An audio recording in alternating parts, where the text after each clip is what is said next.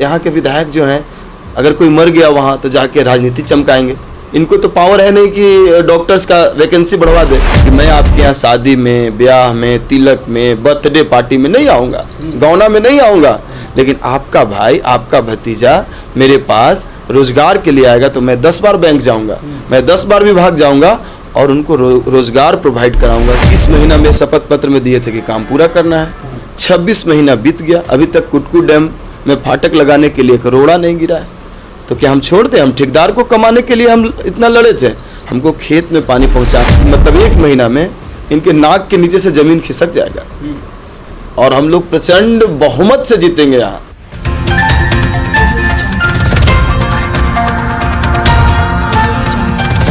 नमस्कार, मैं हूं राज पाठक और आप देख रहे हैं बुलेट न्यूज़। देखिए, चुनाव तो समय पर ही होगा, ये चुनाव आयोग ने तय कर दिया है, चाहे कोरोना का आंकड़ा कितना भी बढ़ जाए।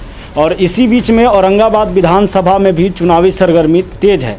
लेकिन आज मैं जहां पर हूं वहां पे कोई बड़ा पार्टी का कोई प्रतिनिधि नहीं है और न ही कोई वैसा उम्मीदवार खड़ा है। आज निर्दलीय से हमारे साथ में है संजीव नारायण सिंह जी, जो कि गोकुल सेना के अध्यक्ष भी रहे हैं और फिलहाल लोक संसद के प्रत्याशी के रूप में यहाँ पर हैं। सवाल ये होगा कि एक तरफ जहाँ बड़े बड़े पार्टी से टिकट लेकर के लोग उतर जाते हैं और आप निर्दलीय के रूप में आ रहे हैं, कैसे तैयारी करके आप किस भरोसे पर आप उतर रहे हैं?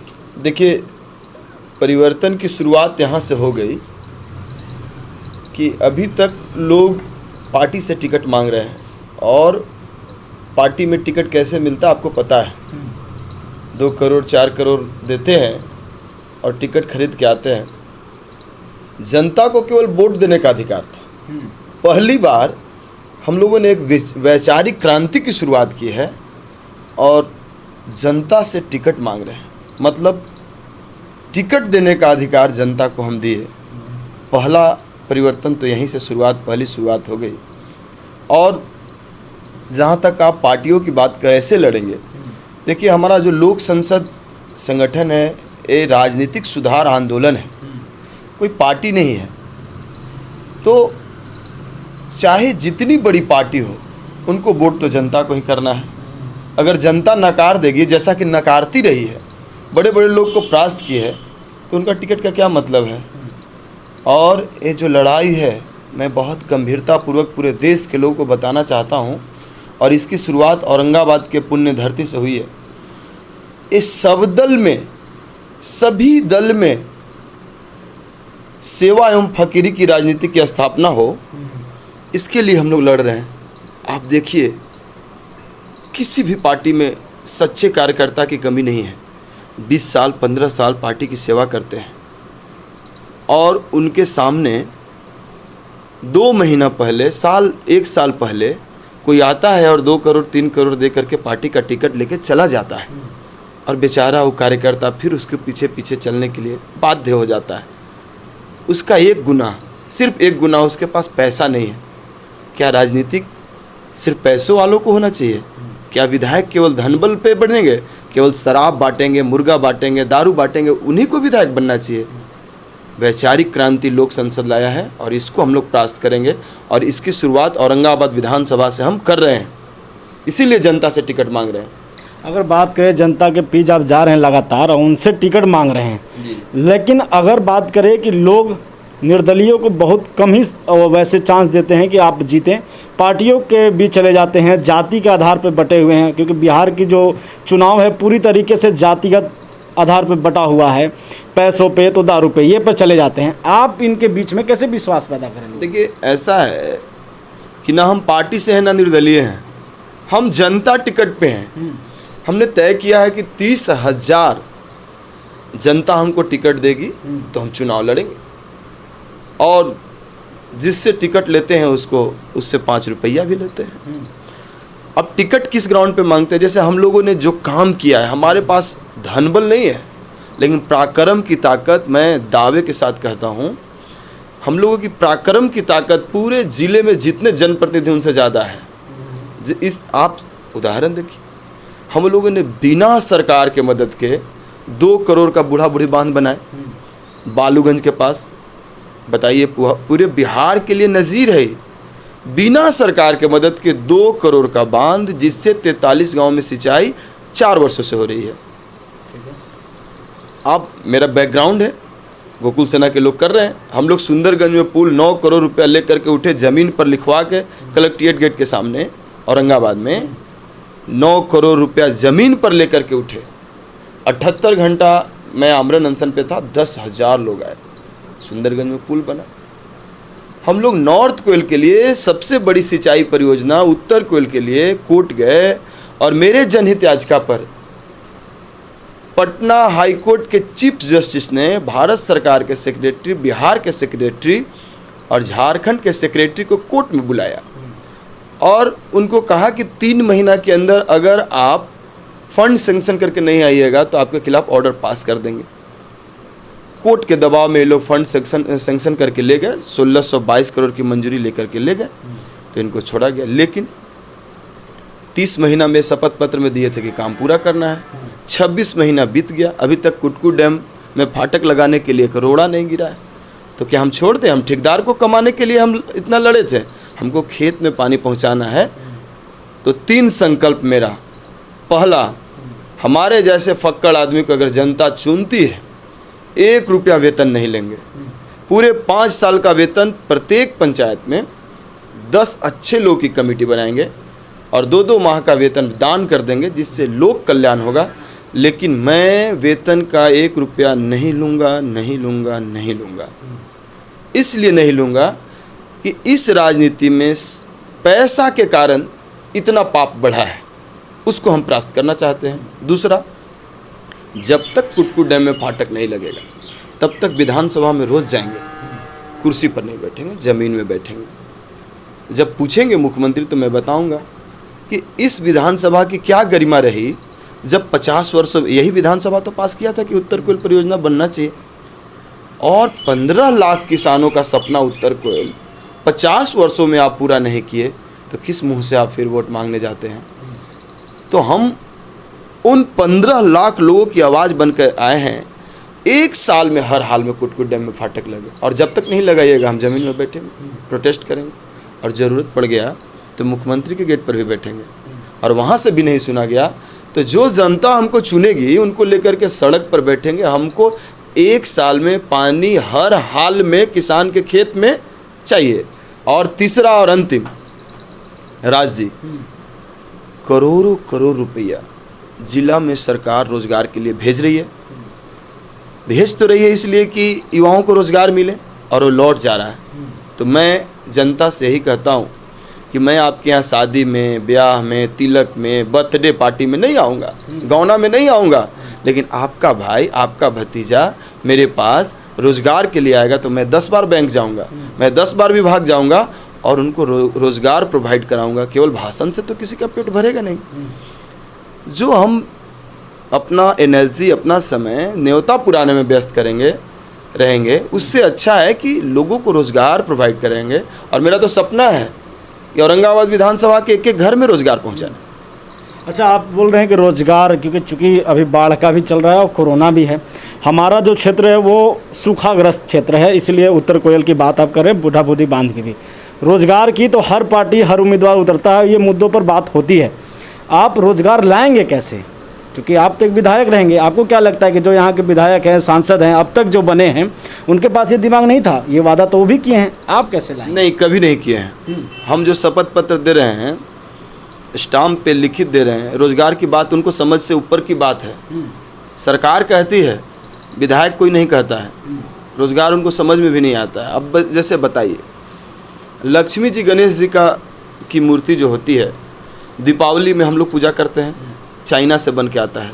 मतलब कितना गाल पे तमाचा है कि क्या भारत के लोग, हम लोग लक्ष्मी जी, गणेश जी की मूर्ति छोटा छोटा नहीं बना सकते हैं? 1,00,000 1.5 लाख में उसका सांचा मिलेगा।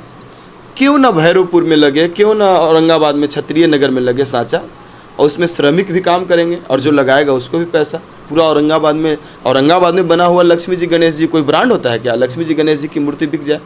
अब आप टी शर्ट देखते हैं तो टी शर्ट 60 रुपया में होलसेल में मिलता है, और उसके ऊपर जो छपा हुआ रहता है, क्या क्या लिखा हुआ रहता है, जो भी छपता है वो 300 का टी शर्ट हो जाता है, और उसका मुश्किल से 3 से 4 लाख रुपया मशीन का दाम है। तो यहाँ के जो कारीगर है, यहाँ की जो ऊर्जा है, यहाँ के जो टैलेंट है, वो दिल्ली में अपना जो जवानी बेचते हैं, अब तो कोरोना काल है, घर आ गए हैं, यहाँ पे काम करे, घर घर में टी शर्ट पे छपाई हो, घर घर में जींस बने, स्वरोजगार, स्वावलंबन, हर एक घर में रोजगार, मेरा तो यही सपना है। और इसके लिए मैं अलग से कुछ कह नहीं रहा हूँ। अगर सरकार करोड़ों रुपया जिला में रोजगार के लिए भेज रही है, यानी कि समझती है कि रोजगार होना चाहिए, तो लौट के क्यों जा रहा है? देखिए, शादी ब्याह खाना जनप्रतिनिधियों का काम नहीं है। जनप्रतिनिधियों का काम है खेत में पानी देना। खेत में पानी देने से लाखों लोग को रोजगार होगा। अगर अनाज उपजेगा, आप सोचिए बाहर में जो लोग कमाते हैं 10,000 कमाते हैं, सब खा जाते हैं, और गांव के लोग मस्ती से रहते हैं। खेत में पानी से रोजगार होगा और युवाओं को रोजगार हाथ में देने का मेरा सपना है। अच्छा, अभी का स्थिति अगर बिहार की बात करें, चूँकि आप विधायक अगर बनते हैं, निर्दलीय से चूँकि खड़ा हो रहे हैं आप, स्वास्थ्य व्यवस्था की अगर औरंगाबाद की बात करें, सदर अस्पताल, चूँकि जितना भी यहाँ का क्षेत्र है औरंगाबाद ज़िले की, तो जो जनसंख्या है वो पूरा निर्भर है सदर अस्पताल पे। वहाँ का व्यवस्था अभी देखें तो बिल्कुल ख़राब है। जनप्रतिनिधि वादा करते हैं या कहते हैं कि हम ये सुविधा दे रहे हैं, ये सुविधा दे रहे हैं, अभी वैसी कुछ दिखता नहीं वहाँ पर। आप क्या कहेंगे, जनप्रतिनिधियों को क्या करना चाहिए, और अगर आप बनते हैं तो कैसे क्या करेंगे? देखिए, मुख्यमंत्री की मंशा जरूर रहती है कि बिहार डेवलप करे, लेकिन मुख्यमंत्री के सलाहकार अच्छे नहीं हैं। किसी भी डेवलप कंट्री में वहाँ के संसाधन का सदुपयोग होता है, और बिहार एक, खास करके बिहार की मैं बात कर रहा हूँ, यहाँ जो संसाधन है, जो सरकार के पास इक्विपमेंट है, उसका 70% दुरुपयोग हो जाता है। अब आप देखिए, सड़क बनना है 10 साल के लिए, सरकार कहती है कि मैं सड़क की आयु फिक्स की है 10 साल, और टूट जाती है 2 वर्षों में। यानी कि एक ही सड़क को 5 बार बनाएगी सरकार। किसका संसाधन गया? आप सुबह से नमक पे, तेल पे, आप टूथब्रश पे, आप पेट्रोल पे, डीजल पे, कपड़ा पे, जूता पे, चप्पल पे टैक्स देते हैं, यही पैसा तो सरकार के पास जाता है। अब इस पैसा को सड़क बनाने के लिए सरकार भेजी, और उसमें पत्थर के लिए पहाड़ तोड़ दिए, बालू के लिए पूरा नदी साफ कर दिए, और जो हम टैक्स का पैसा दिए वो टैक्स का पैसा लगा दिए, और फिर सड़क भी टूट गई। संसाधन बर्बाद हुआ कि नहीं? सड़क बनने में 2 साल लगता है, टूटने में 1 साल लगता है। तो जब तक आपका जो संसाधन है उसको बर्बाद करते रहिएगा तो रोज़गार कहाँ से मिलेगा? अब रोज़गार नहीं मिलेगा तो आप डॉक्टर कहाँ से रखिएगा? मेरी बात को बहुत गंभीरतापूर्वक सोचिएगा। और मैं बहुत कम पढ़ा लिखा आदमी हूँ, लेकिन पढ़े लिखे लोगों को सोचना पड़ेगा इस पर कि आपके पास 100 रुपया है, 100 रुपया में आप 70 रुपया बर्बाद कर दिए, तो आप कैसे डॉक्टर रख सकते हैं? डॉक्टर का पेमेंट कैसे दे सकते हैं? क्यों ना सरकार जो संसाधन, मतलब आपका संसाधन जो है बेवजह का बर्बाद हो रहा है। जो सड़क 3 करोड़ में बनना चाहिए 10 करोड़ में बन रहा है, तो जो 7 करोड़ बचेगा, क्या उससे आप डॉक्टर्स नहीं रख सकते हैं? आप सदर अस्पताल बनाए हैं, डॉक्टर्स ही नहीं है। रात में जाइएगा तो 1 से 2 डॉक्टर्स। अब यहाँ के विधायक जो हैं, अगर कोई मर गया वहाँ तो जाके राजनीति चमकाएंगे। इनको तो पावर है नहीं कि डॉक्टर्स का वैकेंसी बढ़वा दे। अगर ज़्यादा वैकेंसी होगा, डॉक्टर बढ़ेंगे, तो हर एक सदर अस्पताल में, आखिर प्राइवेट अस्पताल में कैसे डॉक्टर काम करते हैं बताइए आप? ये विचार का विषय है। अगर मैं विधायक बनूंगा तो मैं सरकार तक इस बात को समझाऊंगा, और सरकार, मुख्यमंत्री से के पास मैं टिकट तो मांगना नहीं है, ये लोग तो टिकट मांगने जाते हैं। मैं बताऊंगा कि देखिए आपका संसाधन कैसे दुरुपयोग हो रहा है, आप संसाधन बचा लीजिएगा। शिक्षा में आपका पैसा बर्बाद हो रहा है, सड़क में आपका पैसा बर्बाद हो रहा है, चिकित्सा में आपका पैसा बर्बाद हो रहा है। वही अस्पताल में डॉक्टर नहीं है, और वही अस्पताल में करोड़ों करोड़ रुपया की दवा एक्सपायर होकर बिका जा रहा है। इसको नहीं बचाया जाएगा तो लोग, रोज़गार तो मिलेगा नहीं, डॉक्टर्स को नौकरी नहीं मिलेगी, इंजीनियर्स को नौकरी नहीं मिलेगी, कैसे आप समाज का भलाई कर सकते हैं? अच्छा, तो आप जो एक नया क्रांति लाए हैं, लोगों के बीच जा रहे हैं, लोगों पे विश्वास करके उतर रहे हैं, कैसा लोगों का क्या प्रतिक्रिया मिल रहा है इसमें? बहुत अच्छा, बहुत अच्छा। और देखिए, मुझे तो यही फील हुआ कि धर्म का झंडा अगर कमज़ोर आदमी भी उठाए तो उसके साथ लोग खड़े रहते हैं। मैं आर्थिक रूप से कमज़ोर आदमी हूँ। मैंने प्रण लिया हूँ कि पूरे चुनाव में मैं घर का 1 रुपया नहीं लगाऊंगा, और ना 1 रुपया चुनाव जीतने के बाद घर में लाऊंगा। अच्छा। मेरा प्रण है, ऑन रिकॉर्ड है, ना मैं घर का 1 रुपया चुनाव में लगाऊंगा, और ना मैं बाहर से कमा करके विधायकी के पैसा घर में लाऊंगा। राजनीति में राजनीति व्यापार नहीं है। पैसा कमाना है तो व्यापार करिए, व्यापार करना भी अच्छी बात है, लेकिन राजनीति तो सेवा के लिए की जाती है। हम यही बात लोगों को समझा रहे हैं और वो समझ रहे हैं। और देखिए एक बात समझ लीजिए, चोर भी जो होता है ना, नहीं चाहता है कि मेरी बेटी की शादी चोर से हो जाए। लोग चाहते हैं कि अच्छे लोग आएँ, उनके पास विकल्प नहीं है। हम विकल्प बन के आए हैं और लोगों का समर्थन है। और बता दें आपको कि 1 महीना की मतलब 1 महीना में इनके नाक के नीचे से ज़मीन खिसक जाएगा और हम लोग प्रचंड बहुमत से जीतेंगे यहाँ, जिसकी कल्पना शायद मीडिया में ना हो। वहाँ टक्कर दूसरे में दिखाई जाएगी और हम लोग जीतेंगे औरंगाबाद विधानसभा, मेरा विश्वास है। तो ये थे हमारे साथ संजीव नारायण सिंह जी, जो लगातार जनता के बीच जा रहे हैं और जनता से टिकट ले रहे हैं और पूरे विश्वास के साथ इनका ये कहना है कि इस बार ये जीत रहे हैं। हालांकि जनता किस पर भरोसा करती है और किसको वोट देती है ये तो आने वाले समय में तय हो ही जाएगा, लेकिन अभी जिस तरीके से इन्होंने कहा कि जनता जो है अब चाहती है कि लोग आएँ, बढ़ चढ़ के ऐसे लोग आएँ जो हमारी बात करें, शिक्षा की बात करें, रोज़गार की बात करें, स्वास्थ्य की बात करें। फिर हम बात करेंगे इनसे, फिर से मुलाकात करेंगे और जनता के बीच अभी हम बीच में चलते हैं, देखते हैं क्या विचार है जनता का, वो भी आपको दिखाते चलेंगे। फिलहाल के लिए इतना ही, दीजिए हमें इजाज़त, फिर मिलेंगे। बहुत बहुत धन्यवाद।